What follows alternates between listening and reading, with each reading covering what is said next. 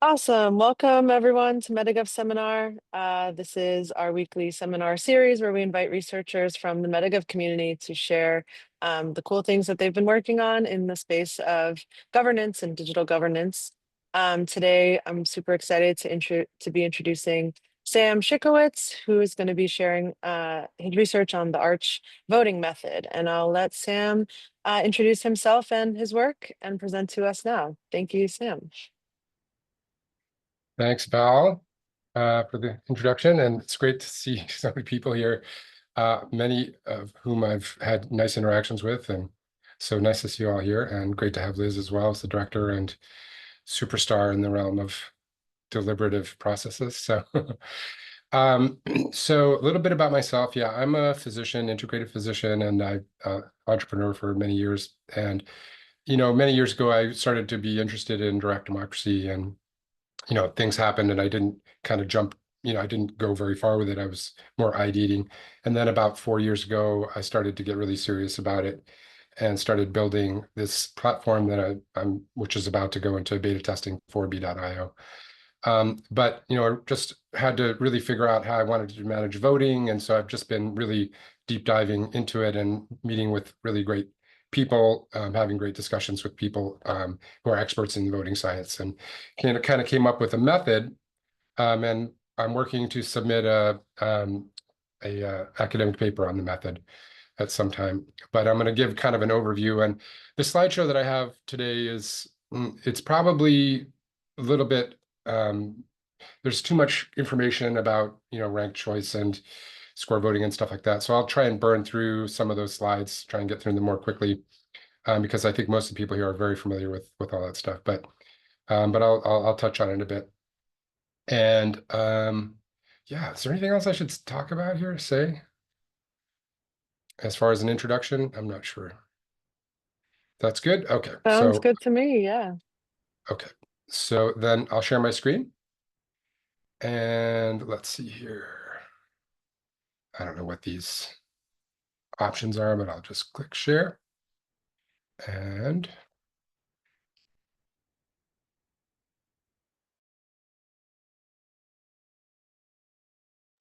just put on the mute option. oh, what happened? You were momentarily muted for me, but okay, I guess you're back now. Okay. So can you see my screen? Oh, hello. Yes. Okay, great. So, so this is my slideshow. This is me. There's my son, Aiden. And this is about the Arch method. And just a little preface here is that there are some problems with voting. In fact, some people think we should do away with voting altogether. I don't think it's possible, but I think it is possible to use voting as a way of sort of gathering resonance or understanding the resonance that options have with the community. And so, we're all used to single choice voting methods like plurality and majority rule, and they're just really not good methods. And so we all sort of have a bad taste in our mouth, I think, with regard to voting. And so the methods that are most commonly used have limited expression of preferences. So if you're not voting for the winner, people that you do care about, you don't sort of get to nudge the vote towards the people, your preferences. It's hard to achieve consensus, and strategic voting is a real issue, and that's how we get, the systems that we have now, in the States and in all the democratic countries where we're using that type of voting, where you're, voting for the lesser of two evils or many evils, and et cetera.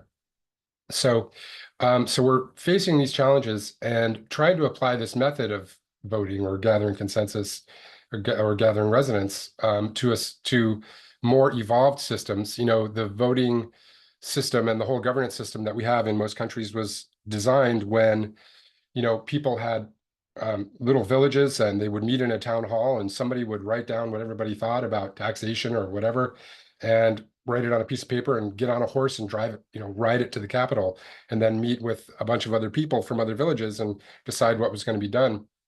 And so the methods of governance that we have now are really not suited to the huge complexity and the huge number of people that we're that are affected by the decisions that we're making. So we're looking for better methods of collaboration, of coordination, governance, and so I think we're going to have some kind of a voting system and in there. And so I'm basically trying to figure out one that would work given the nature of the challenges that we're facing.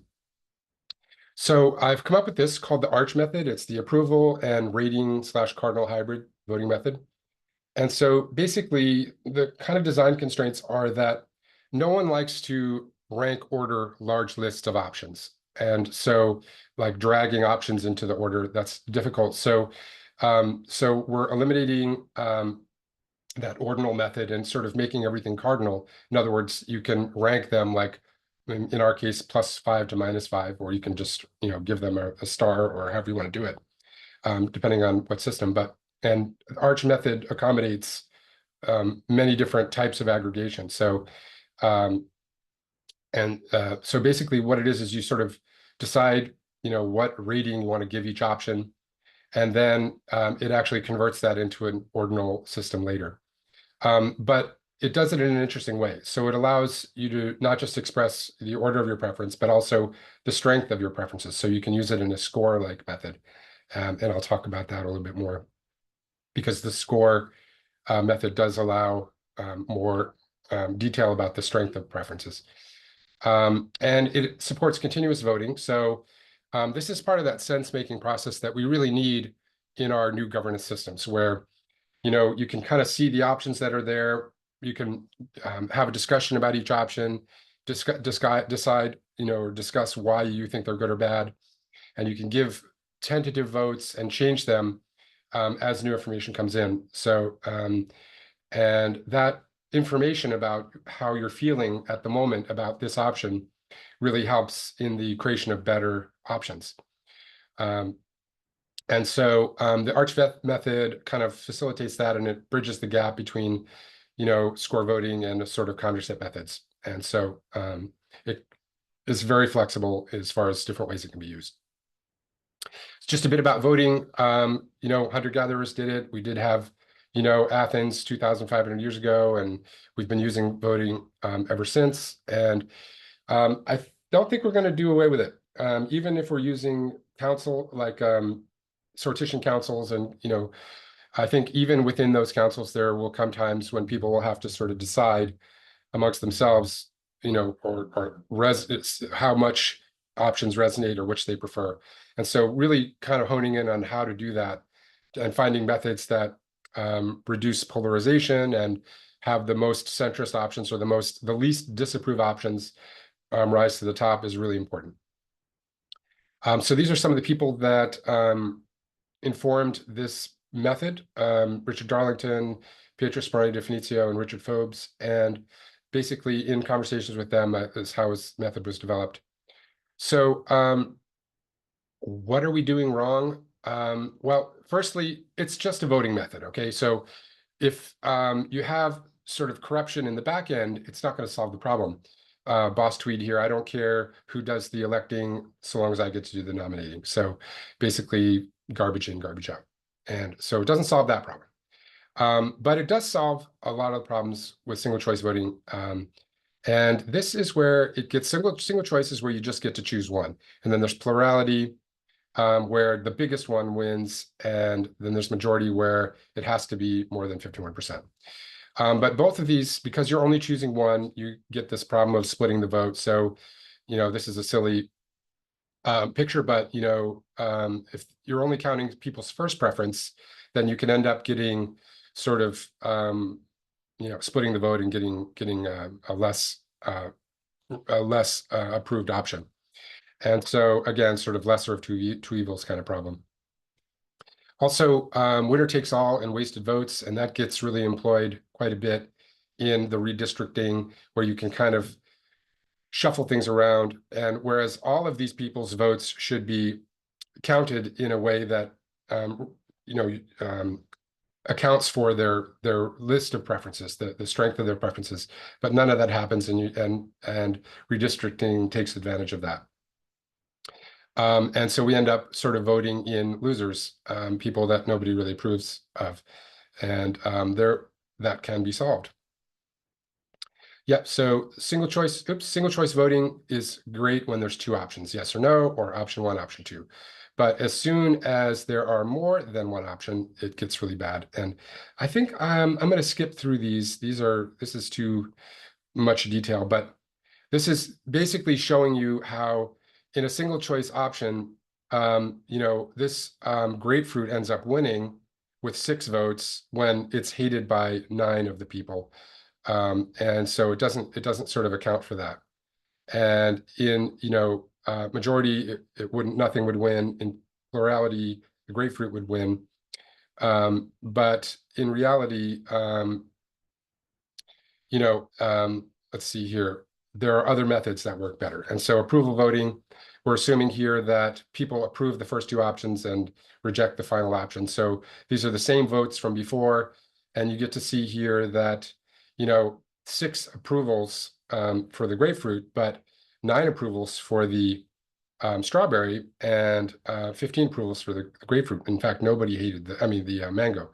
Nobody hated the mango. So this would be a case where the there are some disapprovals of the strawberry, and so the mango wins. Condorcet ranking, same thing. You do the pairwise comparisons. So you see here that when you pair up grapefruit and strawberry wins because more people preferred it. More people preferred strawberry to grapefruit. And then looking at grapefruit to mango, more people preferred the mango. Now looking at strawberry and mango, actually more people preferred mango over strawberry. So you get this ranking where actually the mango is the winner. So that's the Condorcet method, which I really like. I'm just going to mention this very briefly. We have all heard, those of us who are in the field hear about Arrow's impossibility theorem, basically that you can't, have your cake and eat it too. And, in other words, no voting method solves all the problems. But the descriptions that I've heard about that, actually, I don't agree with. So this idea of transitivity and ties, and they talk about Condorcet paradox. Actually, I think it's not a problem. If you have a paradox, in other words, A is more highly ranked than B is more highly ranked than C, and C is more highly ranked than A. So basically, that's a tie, and that only happens when extremely rare cases. In small groups, it can happen more commonly, but right. It's indicative of a general close state. It's just, in other words, rather than being a result that you take as the final result, you should now use this as an input for further action based on that result. Yeah, absolutely. And it's not a very close, it's like an exactly tied, it's like it's a tie. Okay. Any voting method can produce a tie. And this is what a tie looks like in a Condorcet method, in a pairwise comparison method. I just don't think it's a problem. And then and then you can use other methods like applying scoring, or there's many methods to break the tie that are applied, like in the Schultz method and in Minimax and all those things. And for finding sort of the one that makes the most people happy and the least people unhappy and that kind of thing. And then there's this concept of non-dictatorship, which means that a single person can't just decide the outcome. And depending on how you calculate it, somebody's going to decide the outcome, if you kind of look at it. But it's not going to be the same person every time. And so oftentimes when they're saying that there's a dictatorship clarification, then actually they're kind of not seeing the bigger context. Eventually, somebody's going to tip the vote somewhere. And so basically we're accommodating those two criteria, and we're focusing on practical outcomes, not theoretical constraints. And so, none of these actually are practically constraining. So that's the Condorcet method, which is one of the methods that we use. So we use approval, Condorcet method, and score voting. And so score voting is really nice when compromise and soft preferences are important. So I'll just try and blast through this here. Let's see here. These are the scores. They were given +5 to -5. And so you can see, when you rank, a lot of people really not liking grapefruit and everyone pretty much liking mango. And, there's some preference for strawberry, but weak preferences there. and the mango again wins. So all three of the non-single choice voting had the same outcome with grapefruit at the bottom, and that was the winner in the single choice method. So it's a little bit worrisome. And these are the single choice methods have all of these problems: split the vote spoilers, lesser two losers, winner takes all, wasted votes, apathy, approving losers, bad math. So basically what we're doing with the ARCH method, and this is the method that we're using in 4U, and this slide should have come later, but basically the method is, actually, let me just go here. Here it is. So basically, like I said, it's cardinal. So you give it a rating plus X to minus X. It could be plus 100 to minus 100, or plus 2 or plus 1 to minus 1. Doesn't matter. And so that captures both the direction and the intensity of your preference. So how much do you, we often think about how strongly do you like an option. Why don't we think about how strongly do you dislike it? I kind of don't like it, but I don't really care that much, versus this is the worst thing that could happen to our group or whatever. And so capturing that intensity of preference, I think, is a good idea. And so then because you have minuses and pluses, then you can say +1 and above is an approval. And so you can set a minimum threshold for how much of the community will approves of an option. And of course, we can also set a quorum. That's easy, but and you set the quorum on the option level. So when options can come and go, and if an option comes in at the last second, there won't be that many people who have a time to consider it, and so it can't kind of slip in past other options that are with a few good votes, and the approval threshold also kind of prevents that kind of slipping in phenomenon that can happen. So the approval threshold can also be set in a community for different types of votes. So you can say, the default is, 51%, 51%. And then for bylaw changes, you need more, like 80% and 80% quorum, 80% approval, and financial situations, maybe like 70% and et cetera. So you can decide at the community level what type of voting preferences you want in the ARCH method. And then the aggregation can be done at the end through score voting or Condorcet method, or indeed through star voting, which I've added to another slide I forgot to add here. So star voting is sort of like a combination of score voting and not exactly Condorcet, but a majority approval that reduces some of the strategic voting tendency or potential in score voting.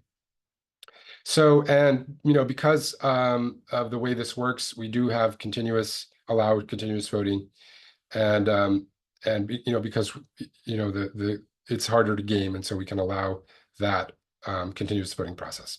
And it promotes a collaborative environment. You can kind of get a sense of the resonance for each option. Here's where, +5 to -5, quorum and approval thresholds. Here it is. So the score voting, highest score wins, Condorcet method. The ordinal ranks, cardinal ranks are converted to ordinal. So it's like you just, my baby is about to step in here. Ray, Mama, can you, my daughter is here. So it's the pairwise comparisons, and then we can do a Schultz algorithm or some other algorithm like minimax or whatever on top of that. And so Condorcet method is really better for large anonymous groups, and because it's less prone to strategic voting than score voting. Score voting is better for small high trust organizations where you really are trusting that people are giving their best, they're giving accurate scores of each option, and so you can really understand how strong preferences are. Star somewhere in between. So it allows it discourages the strategic voting associated with score by putting sort of a plurality at the top with the top two scored options, and that prevents people from wanting to minimize their second choice or third choice because there's a chance that will be in that ranking. Okay, so as I mentioned before, dynamic participation, giving feedback on options, promoting transparency and dialogue, informed decision-making. So it's deliberative polling in a sense. And options can be modified based on community feedback, and with the caveat that if you change the title of an option, the vote has to recount. The vote count has to be reset. So let's see here. This slide is out of place as well, but so here's what it looks like in 4B. We've got +5 to -5, and then over here you've got the quorum that the community administrators can set.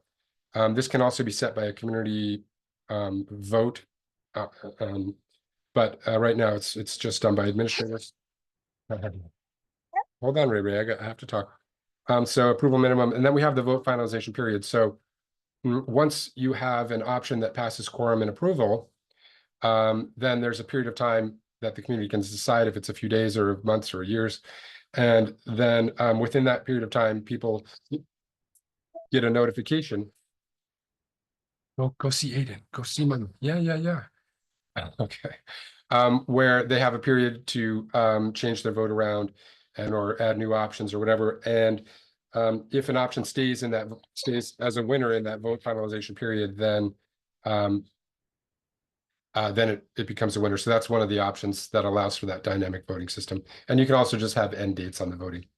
We also do a system here where you have voting, and you're opted to give a reason why you're in favor or opposed, and those options, those reasons become a poll in and of themselves. So people can rank the reasons for or against, and you can start to see what's important to the community. Ray, can you stop talking, please? I'm giving a presentation. So let's see here.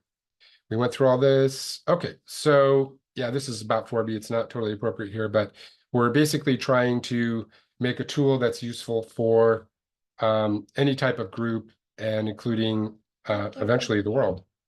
And so that's my basic presentation. I hope I wasn't too. Yes, here you go. Here, I'll say hello, everybody. Oh, there's my daughter, Ray, Valkyrie, and Hi, okay, there are Ray. some questions here. Proxy announcement. Okay, sorry, that's not relevant. Unfamiliar with the field. Continuous voting. Okay. Continuous voting means you can change your vote on anything at any time. And so what that does is there's pros and cons to everything, but what this does is it allows the voting to be used as a sense-making process. And so you can sort of gauge resonance, and as new options come in, you could say, oh, this one's better, change the vote on that one. This one, I gave it a +3, now it's a +2, and now this one's a +5. I really like that one.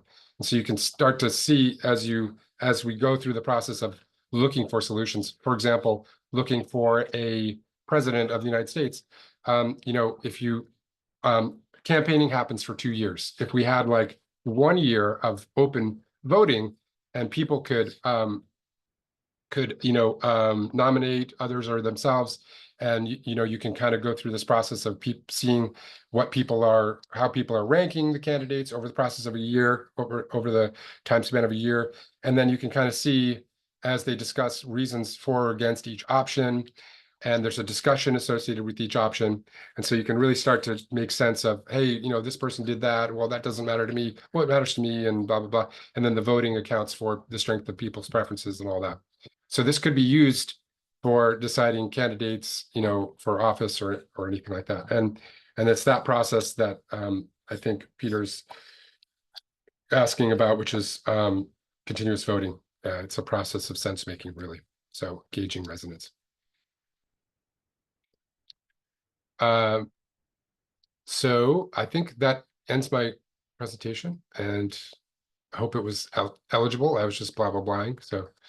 No, it was great. I was gonna ask if you could, if you wouldn't mind sharing the slides with us so we Yeah, can sure. look back. Cool.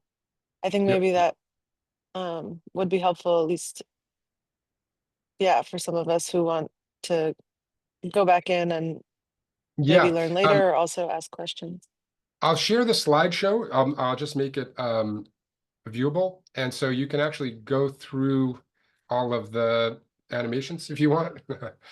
But it doesn't have the discussion around it. So actually, I have a video that is older that kind of talks its way through the animation, so I'll share that as well. So the slide is slightly different. It's not focused on the Arch method as much as I mean, it talks about it, but it's more about voting systems in general. So I'll share both of those, the slide and the video. Awesome. Thank you. Mm-hmm. Yeah, so folks, if you have questions, feel free to type them in the chat or raise your hand here on Slack.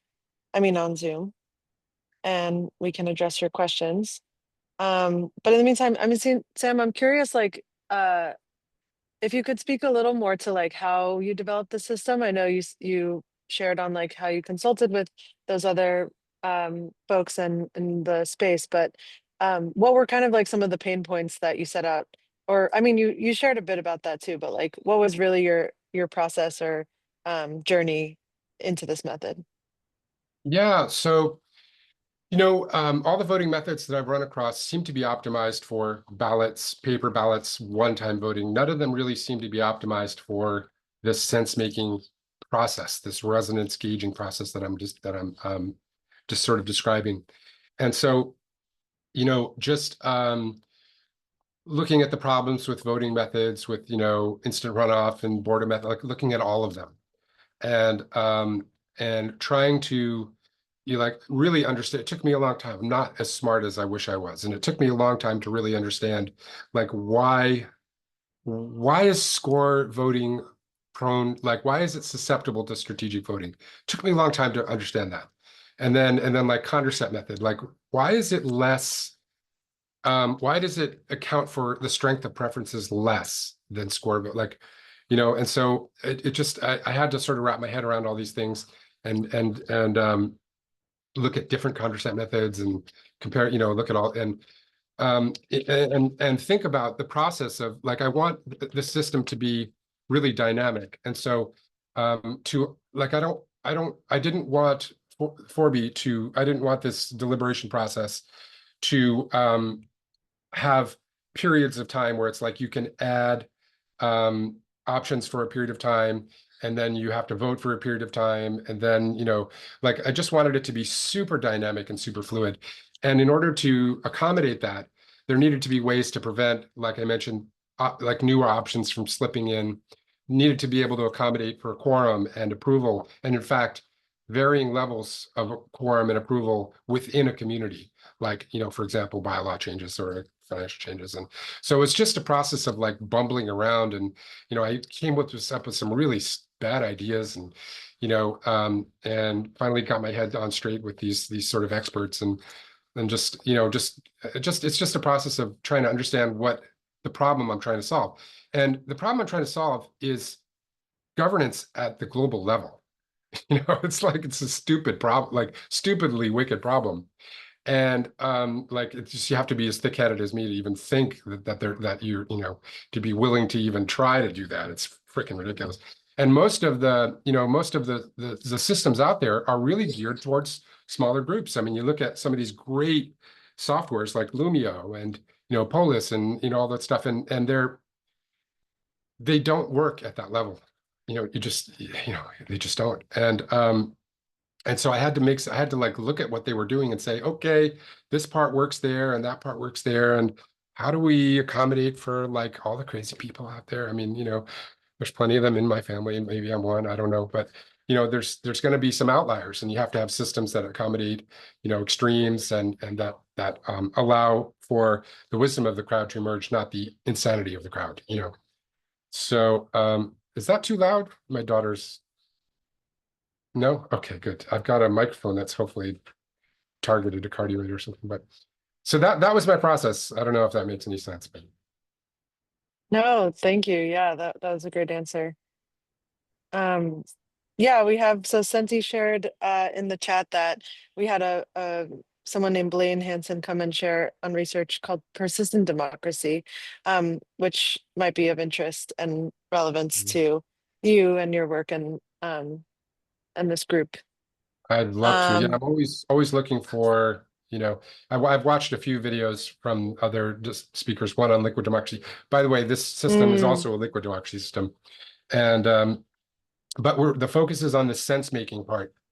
And the liquid democracy is like kind of a, you know, cognitive shortcut for people so they don't have to make decisions, you know, on everything, on things they don't feel qualified to, et cetera. But really what, you know, you know, that talk, anybody who's interested in liquid democracy should definitely check out that talk. I forget the talker, who a French lady, I forgot her name, but anyway. Yeah, some great talks. I'll check this one out as well. Yeah. Oh, right. Senti shared Manon Revel in Yep, the that's the chat. one. Cool. Looks like we have Netta Dow Academy asking a little bit more about 4B as a platform, I guess. And I'm curious about this too. Like, I guess who uses it, and like if you could maybe give us a specific example of like a decision that was made by a group on there, that would be really cool. Okay, so like 4B is opening for alpha testing. Version 2 is opening for alpha testing like tomorrow or the next day. So I'll post that once the last few bugs are ironed out in the Metagov discussion. But it's just for by, like for the people, by the people, for by, but it sounds weird, so we call it 4b.io. And you'll be able to sign up if you want. But I would prefer during this period if you could contact me first, and so I can just understand it's in beta. It's really an alpha testing, and I really would love to go through the process with you to explain. I'll make some videos as well about how it works and that kind of thing. But so the question is, can you rephrase the question? I apologize. So no, to go back to it. So first version was used by a community garden and a couple other smaller groups, and it just had some serious birth defects. And I just said, look, we have to redo this because, you know, it was designed by me and I'm not a designer. And, you know, so I got a lot of really good feedback from a designer that I hired, and she, you know, kicked my butt and took me to the mat and really cleaned up the mess that I'd made, which was really helpful and made it more normal, you know, like more like what everybody's used to. So this is sort of that process has been manifested here. And let me see. Yeah, so you can't, let's see, should I just try to answer these questions from the chat? Or Sure, rephrase yeah. the question if I didn't answer it. Well, Netta, if you want to come off and share verbally if there's any other aspects of your question that you wanted Sam to address, feel free. Yeah, and I can answer Peter's question in the meantime. Yeah, should I go ahead? Yeah, go for it. Okay. So yeah, so the question is catering to 4B is catering to smaller groups, such as a small business environment. Do you have concerns that dynamic voting with small amount of votes could effectively undermine the secrecy of the vote? People can figure out who voted for what by having access to accurate voting data. Yeah, this is a concern. And so basically everything is sort of a juggling act when you're making decisions like this. And so what we're prioritizing is sense making. So we're sort of assuming that in small groups that they're high trust groups and that people can speak their mind freely.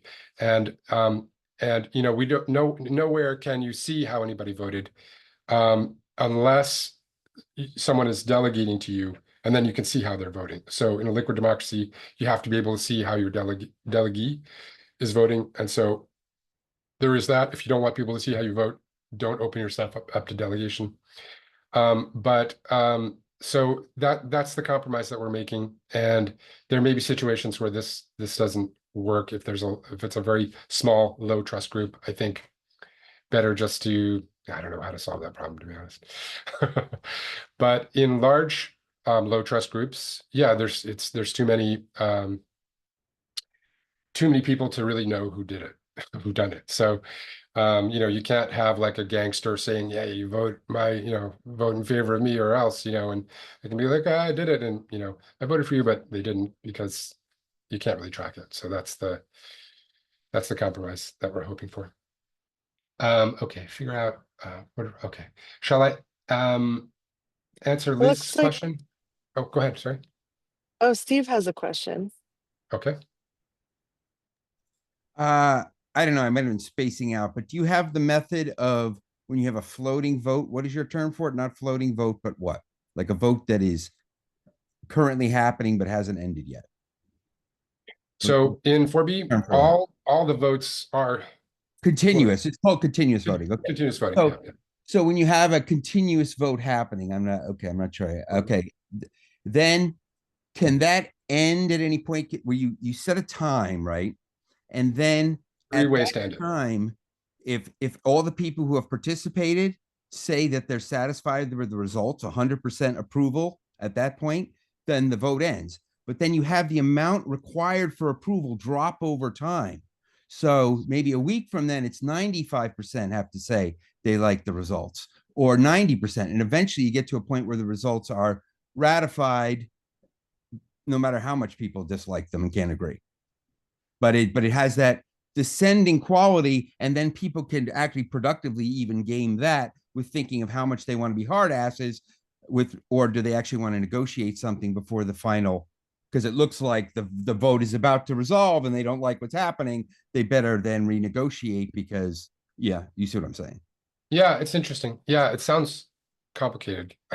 Like it could work in I some have the situations. method detailed and I can send it to you. Okay. Okay. I'll check it out. Yeah. Yeah, it's an interesting idea. When when you need to force a vote, I could see where that could be useful.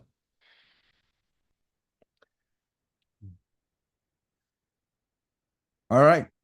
Well, Yeah. I'm still asking questions. Sure. So my theory is that the least gameable thing is, a selection at a percentile, like the median and so on and so forth. So even more than a Condorcet method would be. It is literally a selection of a dictator. That's why it's like you say, it's proactively using those Kenneth impossibility. So that it can be a good thing. So I think that's an example right there. So for example, if you want to make your scores, you just pick the score. You have everybody do the +5 and -5, but rather than averaging those scores, you just pick the one in the middle or a different percentile. Now there might be a different percentile than the median that would be appropriate. And maybe, for example, you want to have all of the selected scores average 0, for example. So you pick a selection percentile such that all of the scores when averaged together as close to 0 as possible. And that well, anyway, once again, this is sort of complex, but I think that you've hit upon the essence of things, but there are some specific possibilities that we could discuss. We've talked about this, and I think one option for the median that's really useful has to do with choosing, like when you have for example, money or like allocation of resources or something, and people are saying how much they want to allocate and finding the median. I think that's a really good use for that. Yeah, that's my stat method, right? Exactly. That's the thing that I was talking about. I just created the POC inside of a. So I'll send that to you. You can play with it. Yeah, and we support that as one of the aggregation methods. Like you can choose percentage or a number, and then it would probably end up being the mean. We haven't totally settled yet, but for most of the choices, we're doing combined approval, so +1, -1, and 0, or sentiment rating like -5, +5 kind of thing. So yeah, but there's a lot of other options too, but yeah.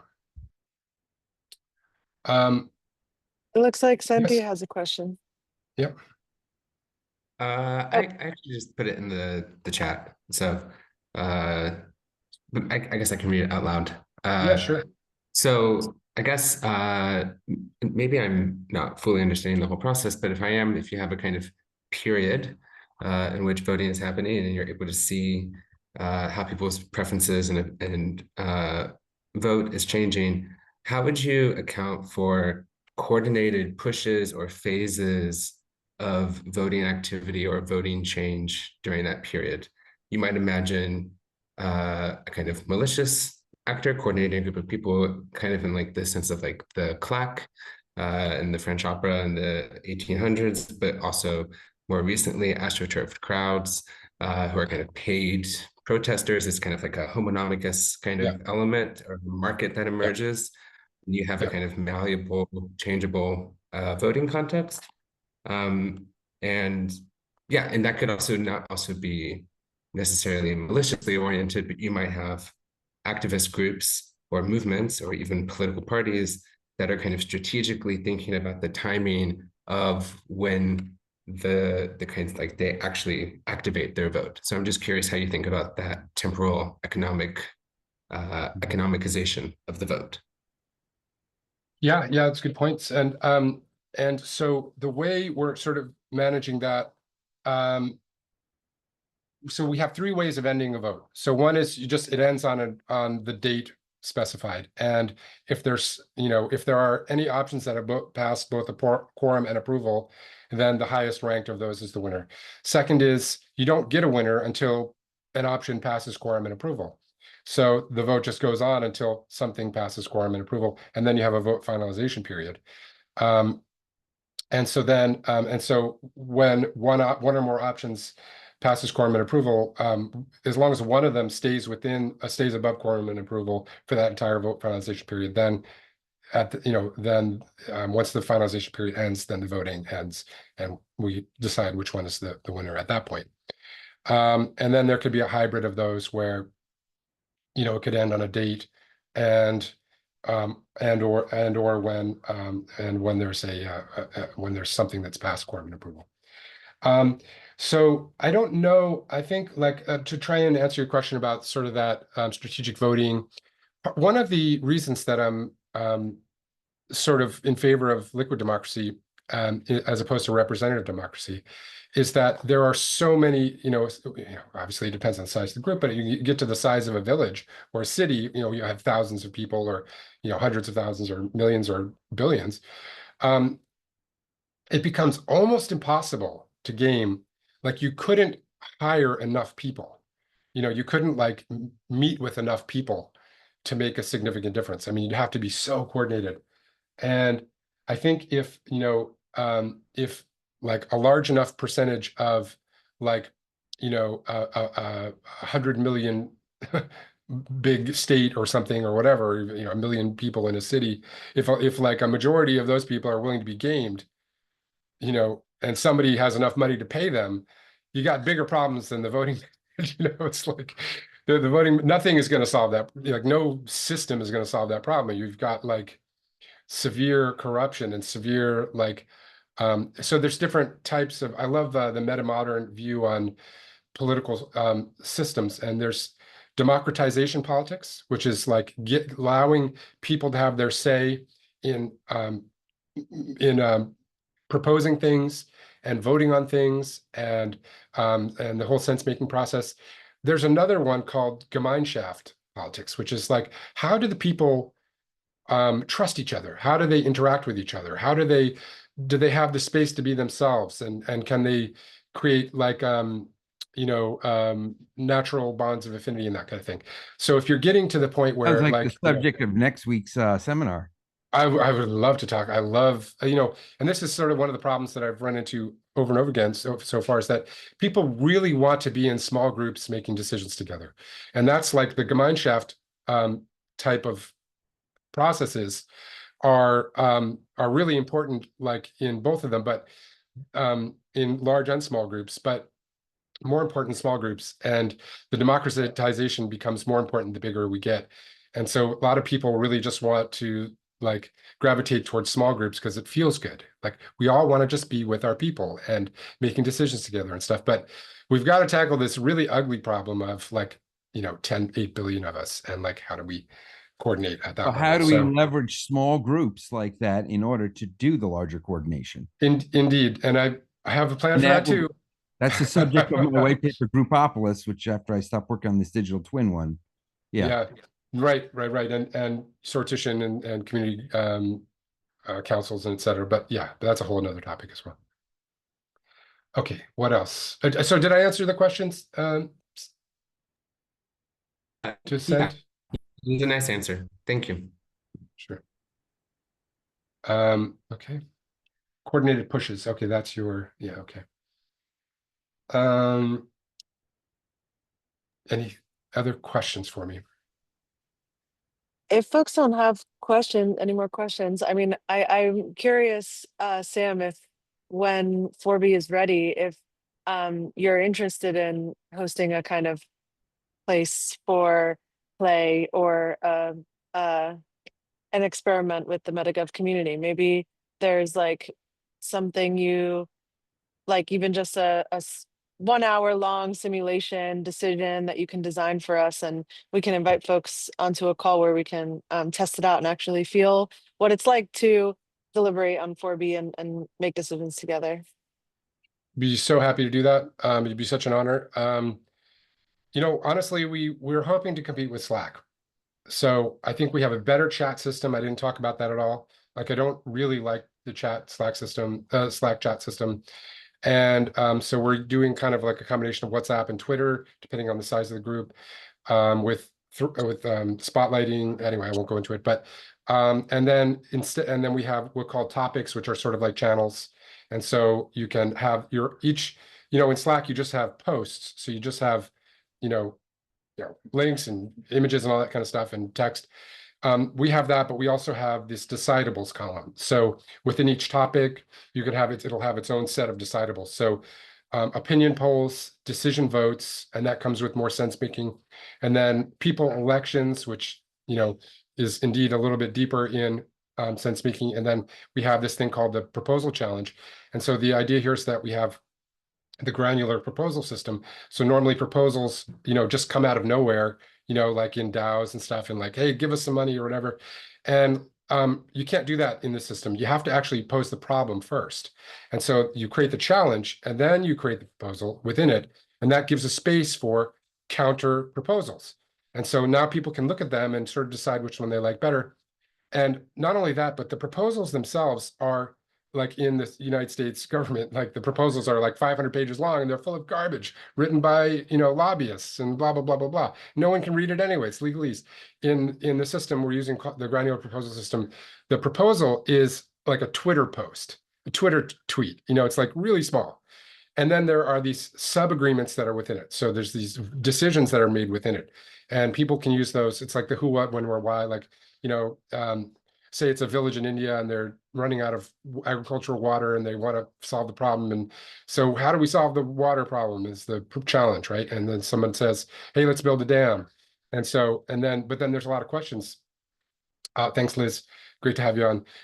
Questions like, okay, where on the river are we going to build it? And, how much do we have to spend? And who's going to build it? And, what color should it be? And, stuff like that. So okay, Sam. So essentially what you're saying is you don't want to give a live demo. You want to do an asynchronous demo. You'll set something up where we can all then participate as the Metagov community on this demo. Or both I don't care. I'll set up the community and we can do the live demo and just leave it up and people can go in as needed at will and mess around and play with it and et cetera. But I'd be happy to, Liz, if you would kind of like help me walk through some of the challenges or some of the things that the Metagov community is chewing on, and we kind of preset those in there as a demonstration. Yeah, happy to do that. Awesome. Yeah, I'm happy to help you do that too. I'm excited. Cool. Well, best of luck on this launch week or the bugs and final fixes for the tool. And we'll be excited to hear when it's ready. Please do message me and let's get something set up. Maybe in the next few weeks or even just the new year, we can give you some time to take some time off after this final push, but we'll be excited. I'm ready to go. I'll let you know. We can figure out a time. Okay, sweet. I'm excited too. So thank you. Yeah, cool. Well, thank you so much, Sam. Thank you everyone for joining. Unmute, give Sam a quick round of applause and then head off into the rest of your days. Thanks y'all for being here. And thank you, Sam. Glad to do it. All right, y'all. See you next week. Thanks everyone. Have a lovely rest of your day.